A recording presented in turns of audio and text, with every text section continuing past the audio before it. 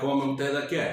America की B team है। क्या इसी अक़वाम मुत्तहिदा को नहीं बताया गया कि बलूचिस्तान में क्या चल रहा है? इसी अक़वाम मुत्तहिदा की ह्यूमन राइट्स विंग को नहीं पता कि कितने खतूत बलूचिस्तान से इनको मौसूल हुए हैं? पूरा पाकिस्तान रियासती कॉलोनी बन के रह गया है। जो आप अमेरिका की गोद में जाकर बैठ गए और अब आप अक़वाम मुत्तहिदा के तरले करने जा रहे हो। क्या आप में अकल नहीं है? क्या ये वो असला नहीं है जो अमेरिका अफगानिस्तान में छोड़कर भागा था? जिसने असलहा वहां पर छोड़ा, जिन्होंने असलहा बेचा, जिन्होंने असलहा खरीदा, अगर आप उसके ताने बाने मिले तो वो तो जाके वाशिंगटन से मिलते हैं, वो तो जाके पेंटागन से मिलते हैं। आइन आइन आइन की बात करने वाला chief of army staff field marshal बन गया और अब आइन कहां गया कुछ पता ही नहीं।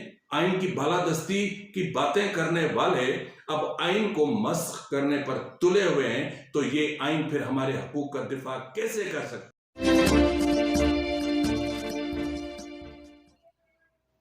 बिस्मिल्लाहिर्रहमानिर्रहीम। अस्सलाम वालेकुम नाज़रीन, ये फरवाज़ एमबी न्यूज़, मैं हूं आपका मेज़बान नवाज भुट्टो।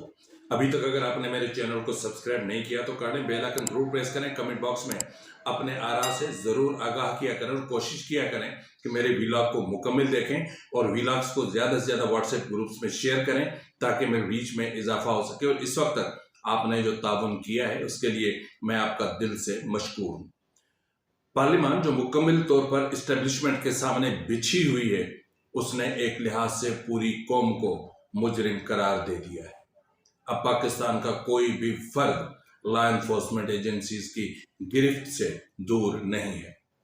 मौजूदा पार्लियामान ने इस्टेब्लिशमेंट को जिस कदर मजबूत कर दिया है, सियासतदानों ने इस्टेब्लिशमेंट की खुशनुदी के लिए जो रास्ता चुना है वो पार्लियामान के वकार को मजरूह करने के लिए कहीं ज्यादा काफी है।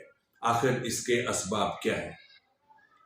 बलूचिस्तान में इस्टेब्लिशमेंट 7वां ऑपरेशन करने लगी है या जंग के जिसके लिए उन्हें अमेरिका के बाद अक़वाम मुत्तहिदा की सलामती कौंसिल की मदद की जरूरत भी पड़ गई है। आखिर मिलिट्री इस्टेब्लिशमेंट बलूचिस्तान में कौन सा खेल खेलने जा रही है? इसके अलावा इस्टेब्लिशमेंट ने यह तस्लीम कर लिया है कि बलूचिस्तान में शिद्दत पसंद जदीद टेक्नोलॉजी का इस्तेमाल कर रहे हैं और फिर BLA और मजीद ब्रिगेड को आलमी दहशतगर्द करार देने के दूसरे रोज पाक अमेरिका इंसदाद दहशतगर्दी मुज़ाकराती बैठक बुलाने की आखिर जरूरत क्यों पड़ी? ये अहम तरीन मामलात हैं जो हम आज के व्लॉग में डिस्कस करेंगे। लेकिन सबसे पहले आपको पता है कि आज 14 अगस्त का दिन है, आज यौम आज़ादी है पाकिस्तान की। तो मेरा भी दिल कर रहा है कि मैं भी उन सबको जश्न आज़ादी की मशरूत मुबारकबाद पेश करूं।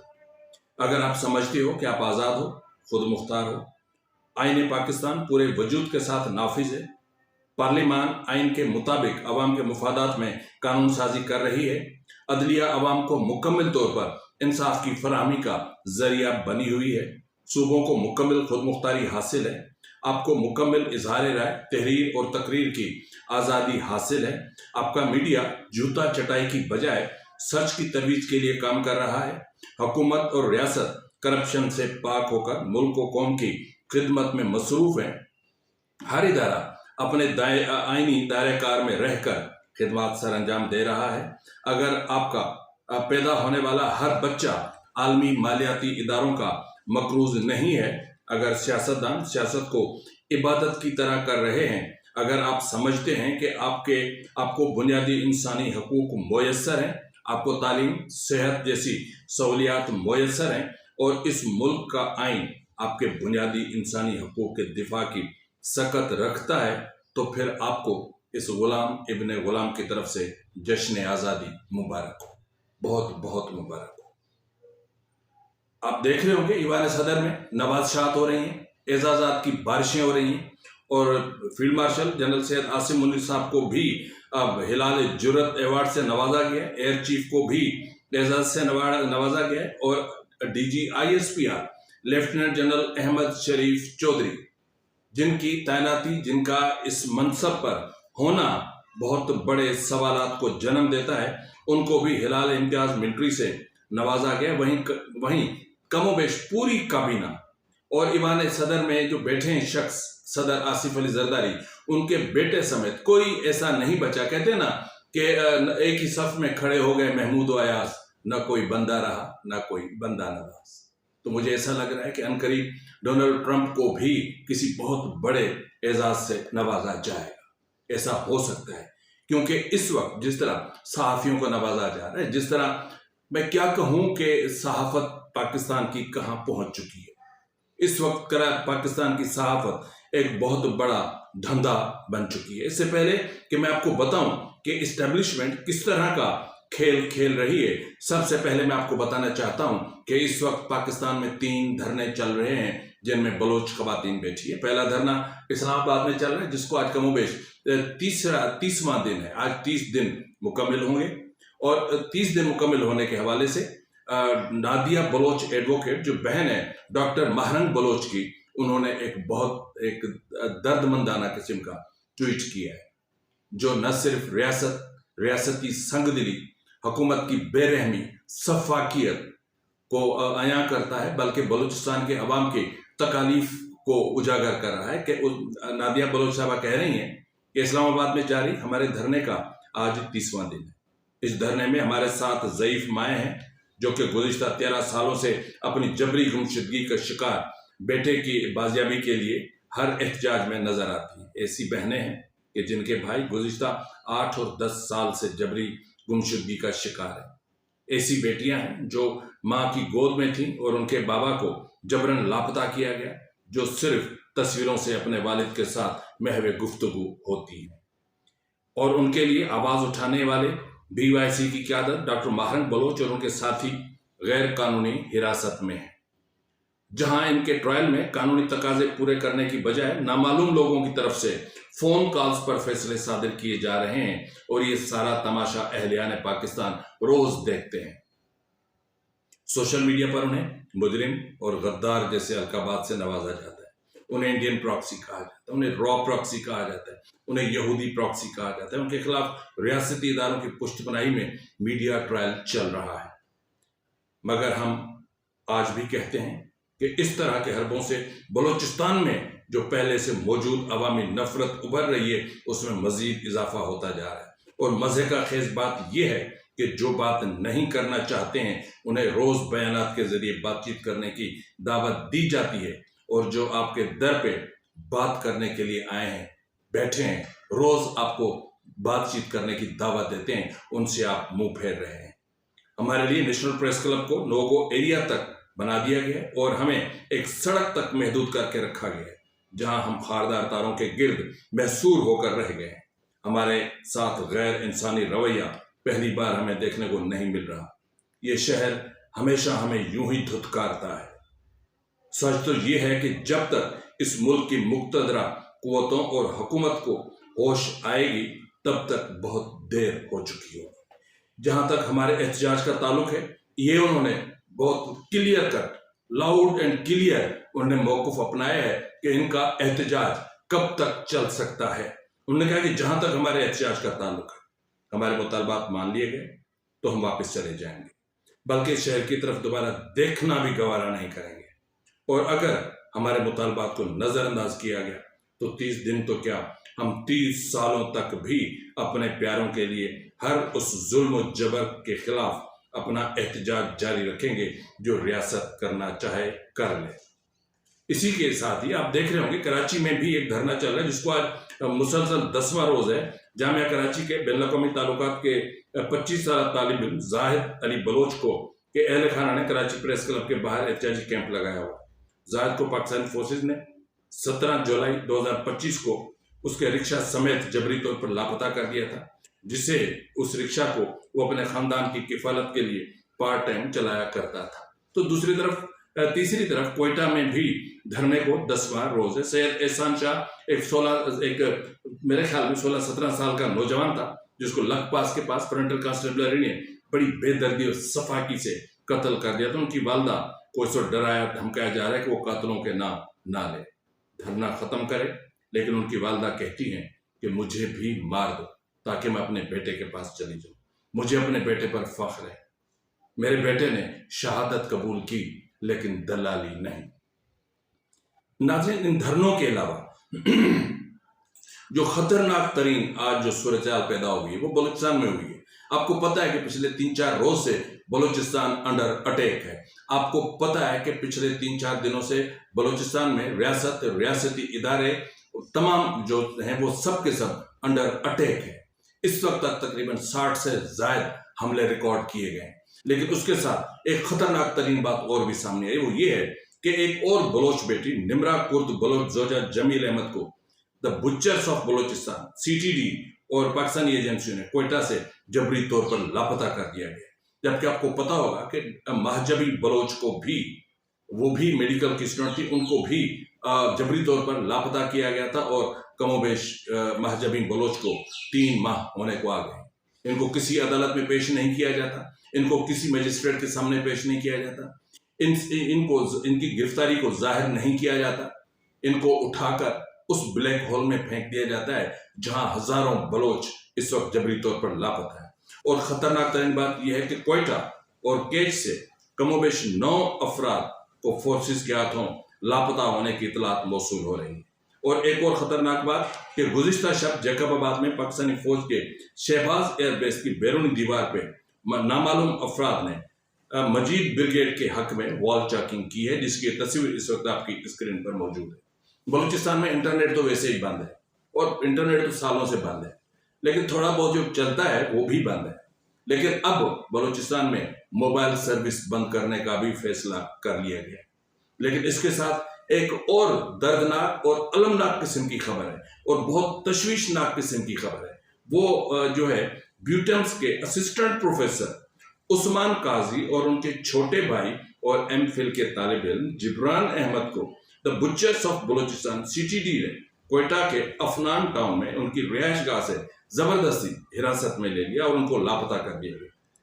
और उधर देखें तो तंब से तुर्बत से मुतसिल तंब के इलाके मीराबाद में गुज़िश्ता रोज मुसल्लह अफराद ने एक हमले में फोर्सेस की चौकी को निशाना बनाया, रॉकेटों से फायर की। खारान में डिप्टी कमिश्नर के ऑफिस के करीब धमाका हुआ। तुर्बत होताबाद में पाकिस्तानी फोर्सेस चेक पोस्ट पर हमला किया गया। पंजगुर नसीर खान नूरी चौक के करीब फोर्सेस के नाके पर नामालूम अफराद ने हमला किया। इस वक्त भी जब मैं रिकॉर्डिंग कर रहा हूँ मुख्तलिफ शहरों से इतलात मौसूल हो रहे हैं कि वहां पर धमाके हो रहे हैं, वहां पर फायरिंग्स चल रही हैं। लेकिन इस सब में जो खतरनाक तरीन एक चीज पैदा हो रही वो है खवातीन का जबरी तौर पर लापता किया जाना। अपना महजबीन बलोच को जिस तरह हिरासत में लिया गया, उसे चंद रोज कबल उसके भाई को जिस अंदाज में हिरासत में लेकर लापता किया गया और अब निम्रा कुर्द बलोच को जिस तरह से लापता किया गया, ये जो चीजें चल रही हैं ये एक खतरनाक रुख अख्तियार करती दिखाई दे रही हैं। लेकिन जैसा कि मैंने इब्तिदाई में ही आपसे कहा था कि एक बहुत बड़ी साजिश है जो चल रही है। आपने देखा होगा कि इस वक्त पूरी अपना जो पार्लियामान है वो अपना वकार खो चुकी है। पार्लियामान अपने जो आईनी कुव्वत है उससे वो महरूम हो चुकी है। इस वक्त वो मुकम्मल तौर पर इस्टेब्लिशमेंट के रहमो करम पर है। उसकी वजह यह है कि हमारे जो सियासतदान हैं वो ज्यादातर सियासतदान इलेक्टेबल्स हैं। ये वो हैं जो अवाम को जवाबदेह नहीं है, ये सिर्फ मिलिट्री इस्टेब्लिशमेंट को जवाबदेह हैं।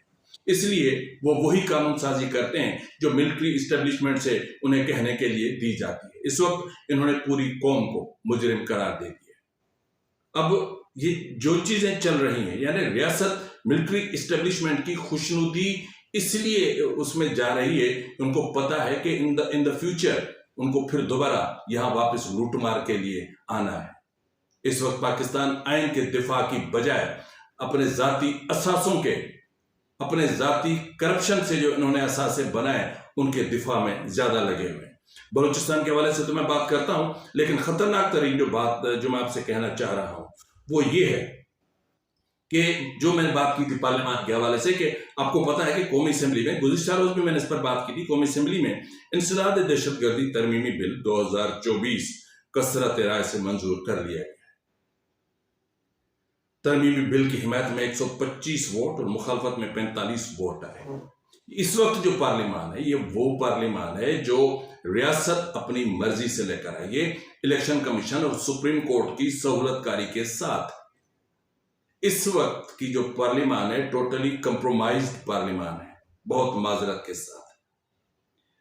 अब बिल के तहत सेक्शन 11 4A की झेली शिक 2001 में तरमीम की गई है। इस नई कानून साजी के बाद मुसल्लह अफवाज या सिविल आर्म फोर्सेस किसी भी शख्स को 3 माह तक हिफाजती हिरासत में रखने के मिजाज होंगे।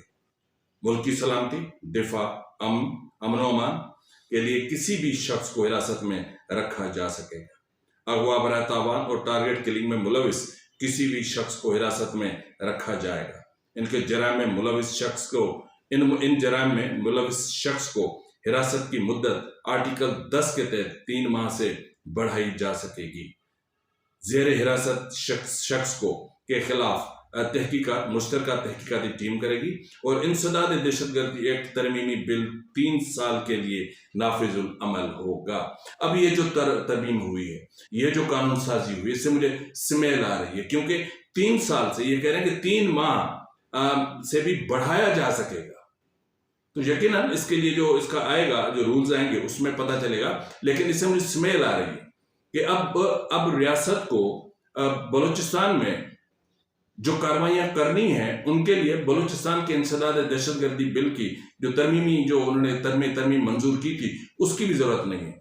अब इनके पास पूरा अख्तियार है कि वो सिंध में कार्रवाई कर सकते हैं, वो खैबर पख्तूनख्वा में जिसको चाहे गिरबान से पकड़कर जेल में डाल सकते हैं।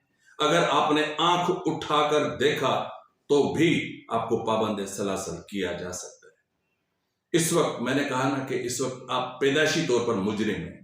आपकी पार्लियामान में वो जिसको 100 काल आपने वोट दिया था, जिस तरह पिछले रोज मैं देख रहा था गवर्नर सिंध कह रहा था कि वोट आपने किसको दिया था, नतीजा किसके लिए निकला वो एक अलग बात है। अलग बात क्यों है? क्या आपको हमारा वोट इतना हल्का और सस्ता नजर आता है?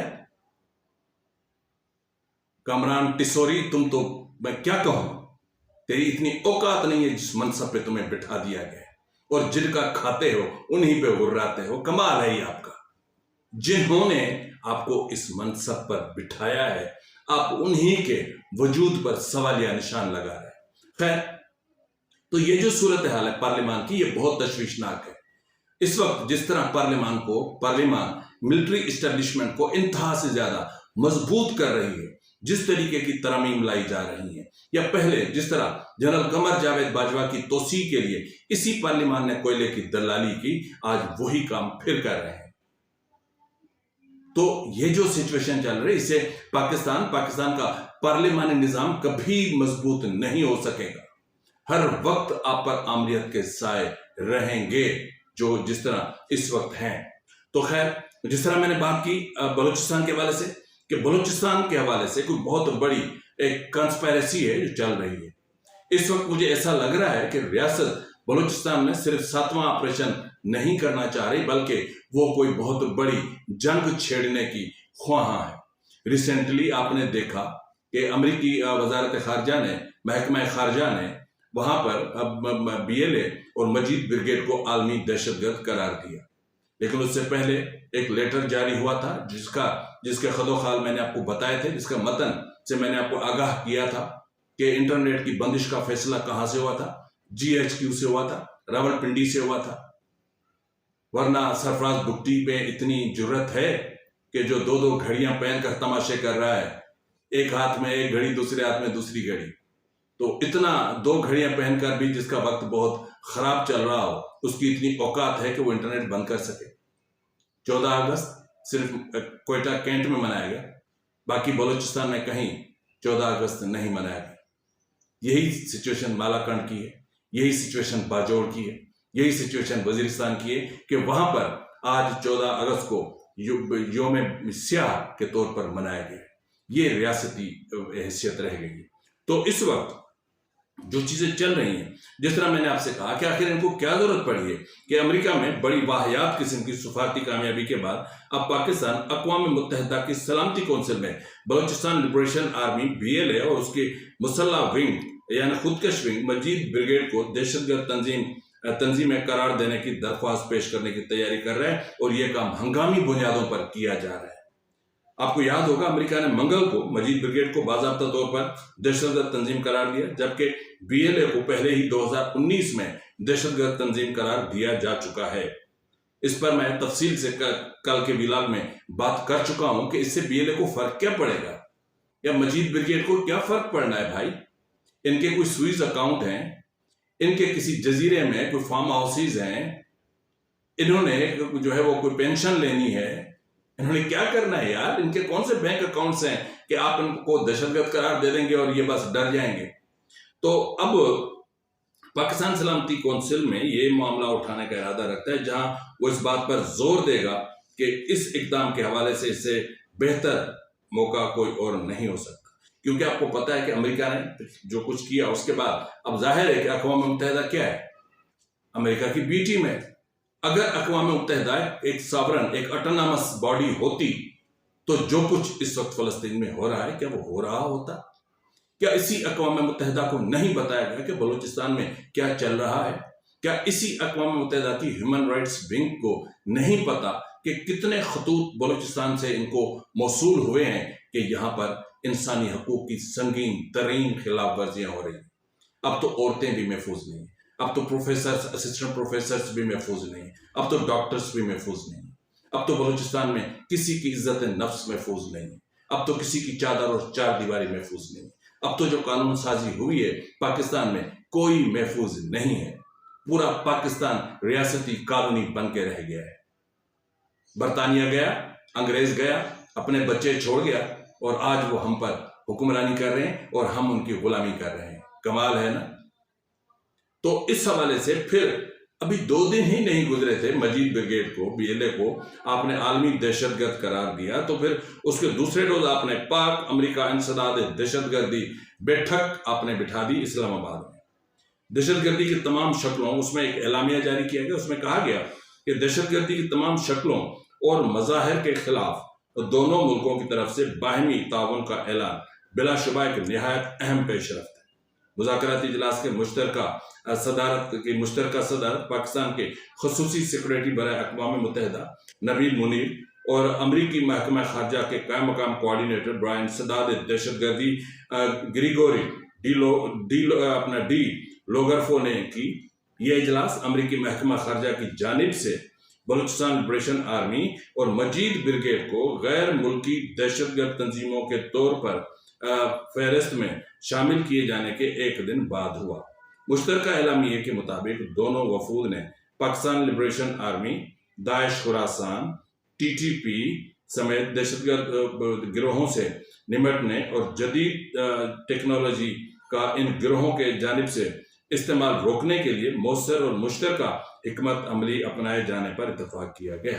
अब ये जो एलामिया है, इससे वाज़ेह हो रहा है कि इस वक्त बीएलए हो, मजीद ब्रिगेड हो, टीटीपी हो या फिर दाइश खुरासान, वो इस जो ऑन ग्राउंड वार चल रही है उसमें टेक्नोलॉजी में इनसे कहीं ज्यादा आगे। तो मैं इनसे पूछना चाह रहा हूं, अकल के अंधों से, जो आप अमेरिका की गोद में जाकर बैठ गए और अब आप अक़वाम मुत्तहिदा के तरले करने जा रहे हो, क्या आप में अकल नहीं है? क्या आपको पता नहीं है कि इस वक्त बीएलए हो, टीटीपी हो, दाइश खुरासान हो, वो किसका असला इस्तेमाल कर रहे हैं? क्या ये वो असला नहीं है जो अमेरिका अफगानिस्तान में छोड़कर भागा था? क्या ये वो असला नहीं है जो ब्लैक मार्केट में बिकता रहा और फिर ये जो दहशतगर्द ऑर्गेनाइजेशन हैं ये वो असला खरीदती रही? जिसने असलहा वहां पर छोड़ा, जिन्होंने असलहा बेचा, जिन्होंने असलहा खरीदा, अगर आप उसके ताने बाने मिलें तो वो तो जाके वाशिंगटन से मिलते हैं, वो तो जाके पेंटागन से मिलते हैं। तो फिर आप किसके लिए लड़ रहे हैं? अमेरिका अपने मुफादात की जंग लड़ने आ रहा है। अमेरिका को सिर्फ बलूचिस्तान के तेल और मादनियात से सरोकार नहीं है, सिर्फ उसको अड्डों से भी सरोकार है, ताकि वो अफगानिस्तान में मुदाखलत कर सके। उसको बलूचिस्तान का शहबाज एयरबेस भी चाहिए ताकि वो बलूचिस्तान में मुदाखलत कर सके। कितने अरसे तक जनरल मुशर्रफ ने कोयटा और शहबाज एयरबेस और पेशावर एयरबेसिस जो हैं वो अमेरिका के हवाले कर रखे थे? क्या ये इस्टेब्लिशमेंट का दुरुस्त फैसला था कि आज आप दुरुस्त फैसला कर रहे हो? आज आप अमेरिका के इमाम पर अमेरिका, चाइना की और ईरान की टेक्नोलॉजी लेकर आप जिस तरीके की बलूचिस्तान में जंग छेड़ने जा रहे हो, मैं कल भी कहा मैंने, आज फिर कह रहा कि इससे इस्टेब्लिशमेंट को नहीं बल्कि इस मुल्क को नुकसान पहुंचने जा रहा है। खुदा के वास्ते इस मुल्क पर रहम करें, रहम खाएं इस मुल्क पर, इस मुल्क को चलने दें, इस मुल्क के निजाम अदल को अपने पांव पर खड़ा होने दें, पार्लियामान को मजबूत होने दें। आइन आइन आइन की बात करने वाला chief of army staff field marshal बन गया और अब आइन कहां गया कुछ पता ही नहीं। आइन की बालादस्ती की बातें करने वाले अब आइन को मस्ख करने पर तुले हुए हैं, तो ये आइन फिर हमारे हकूक का दिफा कैसे कर सकता है? इसलिए जरूरी है कि मुकम्मल तौर पर आइन को नाफिज किया जाए। एहसास महरूमी का खात्मा जरूरी है। बुनियादी इंसानी हकूक की बहाली जरूरी है। जरूरी है कि रियासत और रियासती इदारे अपना धंधा करें। जरूरी है कि वो अपने आईनी दायरे अख्तियार में रहकर काम करें। फिल वक्त के लिए इतना ही, मिलते हैं अगले प्रोग्राम में, तब तक इजाजत दीजिए। फी अमानिल्लाह।